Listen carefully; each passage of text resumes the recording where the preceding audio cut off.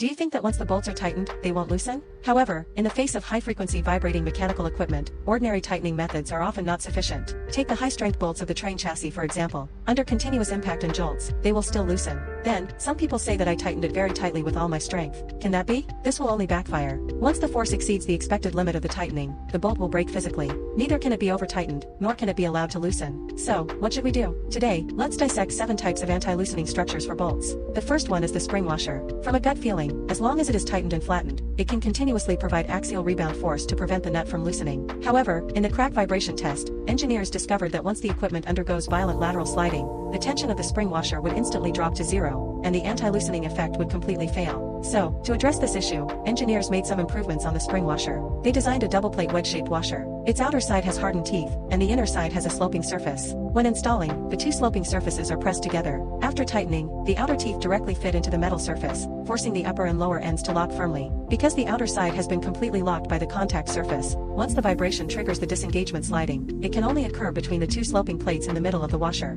This initiates the core mechanism of anti-loosening. The internal slope angle of the washer is greater than the ascending angle of the thread. As long as the nut rotates backward, it will inevitably climb up along the internal slope. Force the bolt upward forcibly. The more intense the vibration, the greater the force to push up. The bolt is actually pulled tighter. The first 2 schemes rely on external washers. If there are no special washers in hand, how can we achieve anti-loosening with only the most basic standard parts? Let's look at the third type, double nuts locking. It only requires 2 nuts, one thin and one thick, on the bolt. The core of anti-loosening lies in the final locking action. 2 wrenches operate simultaneously. The thick nut presses down, and the thin nut retreats upward. This opposing force will completely seal the gap between the threads. The metal tooth surface is completely locked and, if you think this double nut is cumbersome, engineers have an even more extreme solution. They work on the internal part of a single washer. This is the 4th type of self-locking washer. It is divided into 2 categories. The first category is the nylon self-locking washer. There is a ring of non-threaded nylon on the top. When the bolt is screwed into this area, it will forcibly create threads on the nylon ring. Using the high elasticity and high damping properties of nylon, it generates a very strong mirror-like tightening force on the bolt. The second category is the fully metal flattened washer. The top of the nut is mechanically stamped into a slight elliptical shape at the factory.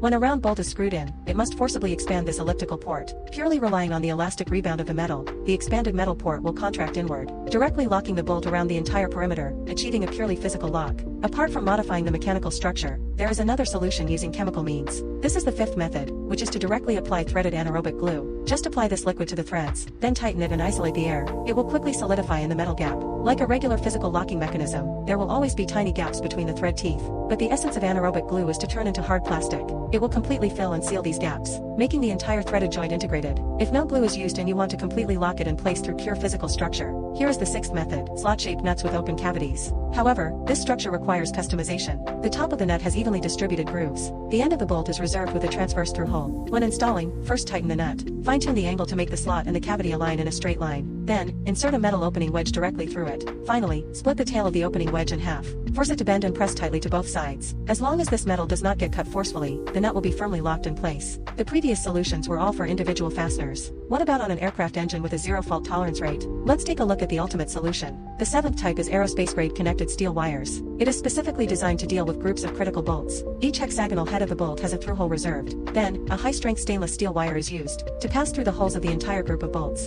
And then it is tightened into a spiral shape with a special tool. Once a bolt is subjected to vibration and starts to loosen and rotate in the opposite direction, it will immediately tighten the steel wire. It will force the adjacent bolts to bear the tightening direction's pulling force. Through the steel wire, a perfect rigid protection is formed between the bolt groups. These are the 7 common bolt anti-loosening structures. The lock should be of the type that matches the vibration. Applying the right solution can truly ensure absolute safety.